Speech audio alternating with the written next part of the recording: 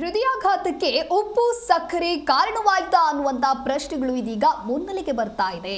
ಸಕ್ಕರೆ ಉಪ್ಪು ಸೇವನೆಯಿಂದ ಹೃದಯಕ್ಕೆ ಅನಾರೋಗ್ಯ ಆಗಿದ್ಯಾ ಅಂತ ಹೇಳಿ ಅಂದ್ರೆ ಇದರಿಂದ ಸಾಕಷ್ಟು ಸಮಸ್ಯೆಗಳು ಉಂಟಾಗುತ್ತೆ. ಅತಿಯಾದ ಸೋಡಿಯಂನಿಂದ ದೇಹದ ನರಗಳು ವೀಕ್ ಆಗಲಿದೆ.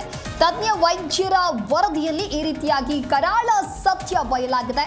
ನೈಸರ್ಗಿಕವಾಗಿ ಎಲ್ಲ ಆಹಾರದಲ್ಲಿಯೂ ಕೂಡ ಸೋಡಿಯಂ ಇರುತ್ತೆ.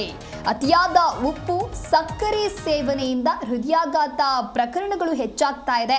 ವರದಿಯಲ್ಲಿ ಈ ರೀತಿಯಾಗಿ ವೈದ್ಯರು ಉಲ್ಲೇಖಿಸಿದ್ದಾರೆ ಅನ್ನೋದು ಕೂಡ ಗೊತ್ತಾಗ್ತಾ ಇರುವಂತದ್ದು.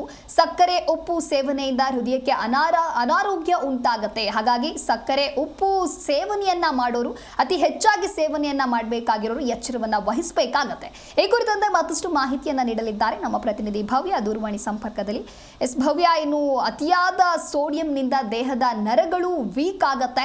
ಜೊತೆಗೆ ಉಪ್ಪು ಹಾಗೂ ಸಕ್ಕರೆ ಅತಿಯಾದ ಸೇವನೆಯಿಂದ ಹೃದಯಾಘಾತ ಸಂಭವಿಸಲಿದೆ ಅಂತ ಹೇಳಿ ವೈದ್ಯರು ಮಾಹಿತಿಯನ್ನ ನೀಡುತ್ತಾರೆ. ಈ ಕುರಿತಂತೆ ಡೀಟೇಲ್ಸ್ ಕೊಡ್ತಾ ಹೋಗೋದಾದ್ರೆ ಏನು ಸಮಿತಿ ರಚನೆ ಮಾಡಿದ್ದಾರೆ, ಅದರಲ್ಲಿ ವೈದ್ಯರ ತಂಡ ಈ ಒಂದು ರಿಪೋರ್ಟ್ ಅನ್ನ ಕೂಡ ಸಬ್ಮಿಟ್ ಮಾಡಿರುವಂತದ್ದು. ಅಂದ್ರೆ ಹೃದಯಾಘಾತಕ್ಕೆ ಉಪ್ಪು ಮತ್ತೆ ಸಕ್ಕರೆ ಕೂಡ ಕಾರಣ ಅನ್ನೋ ಅಂಶವನ್ನ ಕೂಡ ಬಯಲು ಮಾಡಿರುವಂತದ್ದು. ಯಾಕಂದ್ರೆ ಈಗಾಗಲೇ ಉಪ್ಪು ಆಗಿರ್ಬೋದು, ಸಕ್ಕರೆ ಆಗಿರ್ಬೋದು, ಬಹುತೇಕವಾಗಿ ಮಿಕ್ಸಿಂಗ್ ಆಗಿರ್ಬೋದು, ಕಲರ್ ಆಗಿರ್ಬೋದು ಅಥವಾ ಕೆಮಿಕಲ್ ಮಿಕ್ಸ್, ಈ ರೀತಿಯಾದಂತಹ ಮಿಕ್ಸಿಂಗ್ ಕೂಡ ಇರುವಂತದ್ದು ಆಹಾರ ಇಲಾಖೆಯಿಂದ ಕೂಡ ಈ ಹಿಂದೆ ಬಯಲಾಗಿತ್ತು. ಸೊ ಸದ್ಯ ವರದಿಯಲ್ಲಿ ಈ ಅಂಶವನ್ನ ಕೂಡ ಉಲ್ಲೇಖ ಮಾಡಿದ್ದಾರೆ. ನೈಸರ್ಗಿಕವಾಗಿ ಎಲ್ಲಾ ಆಹಾರದಲ್ಲಿ ಕೂಡ ಸೋಡಿಯಂ ಇರುತ್ತದೆ. ಸೊ ಆದ್ರೆ ಅತಿಯಾಗಿ ಸೋಡಿಯಂನಿಂದ ನರಗಳು ಅಂದ್ರೆ ಮನುಷ್ಯನ ನರ ಏನಿದೆ, ಅತಿಯಾದ ಸೋಡಿಯಂ ತಿನ್ನೋದ್ರಿಂದ ಅದು ನರ ವೀಕ್ ಆಗುತ್ತೆ. ಅಷ್ಟು ಮಾತ್ರವಲ್ಲದೆ ಹೃದಯಾಘಾತಕ್ಕೆ ಕೇವಲ ಒತ್ತಡ ಮಾತ್ರ ಅಲ್ಲ, ಮಧುಮೇಹ ಮಾತ್ರ ಅಲ್ಲದೆ ಅತಿಯಾದ ಸ್ವೀಟ್ಸ್ ಆಗಿರ್ಬೋದು, ಉಪ್ಪು ಕೂಡ ಆಗಿರ್ಬೋದು, ಬಿಸ್ಕೆಟ್, ಚಿಪ್ಸ್, ಸಾಸ್ ಇಂತಹ ತಿನಿಸುಗಳನ್ನ ತಿನ್ನೋದ್ರಿಂದ ಕೂಡ ಹೃದಯಾಘಾತ ಸಂಭವ ಹೆಚ್ಚು ಅನ್ನೋದನ್ನ ಕೂಡ ರಿಪೋರ್ಟ್ ಅಲ್ಲಿ ಮೆನ್ಷನ್ ಮಾಡಿದ್ದಾರೆ. ಸೊ ಅತಿಯಾದ ಸಕ್ಕರೆ ಸೇವನೆಯಿಂದ ಫ್ಯಾಟಿ ಲಿವರ್ ಆಗುತ್ತೆ. ಅಷ್ಟು ಮಾತ್ರವಲ್ಲದೆ ಇದು ದೇಹದ ಮೇಲೆ ಮೆಟಬಾಲಿಕ್ ಲೆವೆಲ್ ಏನು ಇದೆ ಅದನ್ನ ಅಲ್ಲೋಲ ಕಲ್ಲೋಲ ಮಾಡುತ್ತೆ ಅನ್ನೋದು ಕೂಡ ರಿಪೋರ್ಟ್ ಅಲ್ಲಿ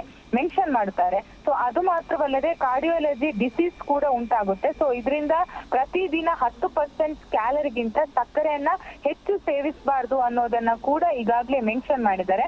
ಪ್ರಮುಖವಾಗಿ ಯಾವ ಸಕ್ಕರೆ ಪದಾರ್ಥ ಹೃದಯಕ್ಕೆ ಕಾರಣ ಅಂತ ನೋಡೋದಾದ್ರೆ ಅಂಗಡಿಗಳಲ್ಲಿ ಸಿಗುವಂತಹ ಕೆಲವೊಂದು ಸ್ವೀಟ್ಸ್ ಆಗಿರ್ಬೋದು, ಸಾಫ್ಟ್ ಡ್ರಿಂಕ್ಸ್ ಆಗಿರ್ಬೋದು, ಕ್ಯಾಂಡೀಸ್ ಆಗಿರ್ಬೋದು, ಡೆಸರ್ಟ್ಸ್ ಆಗಿರ್ಬೋದು, ಆಮೇಲೆ ಬೇಕರಿ ಪದಾರ್ಥಗಳು. ಸೊ ಅತಿಯಾದ ಸಕ್ಕರೆ ಅಂಶ ಹೊಂದಿದ್ದು ಇದು ದೇಹದ ಇನ್ಸುಲಿನ್ ಏನಿದೆ ಅದನ್ನ ಲೆವೆಲ್ ಅನ್ನ ಹೆಚ್ಚಿಸುತ್ತೆ ಅನ್ನೋದು ಕೂಡ ಇಲ್ಲಿ ಮೆನ್ಷನ್ ಮಾಡಿದ್ದಾರೆ. ಹಾಗೇನೆ ಆಹಾರ ಪದಾರ್ಥದಲ್ಲಿ ಉಪ್ಪಿನ ಅಂಶ ಯಾವ್ದ್ರಲ್ಲಿ ಹೆಚ್ಚಿರುತ್ತೆ ಅಂದ್ರೆ ಪ್ರಮುಖವಾಗಿ ಅಂಗಡಿಗಳಲ್ಲಿ ಸಿಗುವಂತಹ ಚಿಪ್ಸ್ ಆಗಿರ್ಬೋದು, ನಮ್ಕಿನ್ಸ್ ಆಗಿರ್ಬೋದು, ಬ್ರೆಡ್ ಆಗಿರ್ಬೋದು, ಹಾಗೇನೆ ನೂಡಲ್ಸ್, ಪ್ಯಾಕೇಜ್ ಸೂಪ್ಸ್, ಹಾಗೇನೆ ಹೋಟೆಲ್ ಊಟ. ಪ್ರಮುಖವಾಗಿ ಹೋಟೆಲ್ಗಳಲ್ಲಿ ನಾವು ಅನ್ಕೋತೀವಿ ಟೇಸ್ಟ್ ಆಗಿ ಫುಡ್ ಸಿಗುತ್ತೆ ಅಂತ, ಆದ್ರೆ ಅವರು ಹೆಚ್ಚಾಗಿ ಸೋಡಿಯಂ ಅನ್ನ ಬಳಕೆ ಮಾಡೋದಾಗಿರ್ಬೋದು, ಉಪ್ಪು ಸಕ್ಕರೆಯನ್ನ ಹೆಚ್ಚಾಗಿ ಬಳಕೆ ಮಾಡುವಂತಹ ವಿಚಾರ ಕೂಡ ಈಗಾಗಲೇ ಬಯಲಾಗಿತ್ತು. ಆದ್ರೆ ಇದನ್ನ ಸಮಿತಿಯ ವರದಿಯಲ್ಲಿ ಇದು ಕೂಡ ಸ್ಪಷ್ಟವಾಗಿರುವಂತದ್ದು. ಸೊ ಹಾಗಾಗಿ ಆದಷ್ಟು ಜನಸಾಮಾನ್ಯರು ತಮ್ಮ ಆಹಾರದ ಕ್ರಮವನ್ನ ತಾವಾಗಿಯೇ ಕಂಟ್ರೋಲ್ ಅಲ್ಲಿ ಇಟ್ಕೋಬೇಕಂತ ವೈದ್ಯರ ಒಪಿನಿಯನ್ ಆಗಿದೆ. ಯಾಕಂದ್ರೆ ಇದನ್ನ ಬೇರೆಯವರು ಸರಿ ಮಾಡೋಕೆ ಸಾಧ್ಯ ಇಲ್ಲ. ಪ್ರತಿಯೊಬ್ಬ ಮನುಷ್ಯ ತಮ್ಮ ಜೀವನ ಶೈಲಿಯನ್ನ ಯಾವ ರೀತಿ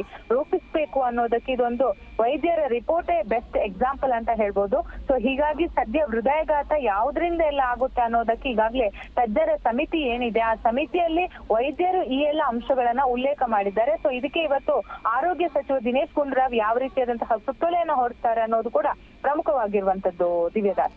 ಓಕೆ, ಥ್ಯಾಂಕ್ ಯು ಭವ್ಯ ನಿಮ್ಮೆಲ್ಲ ಮಾಹಿತಿಗಾಗಿ.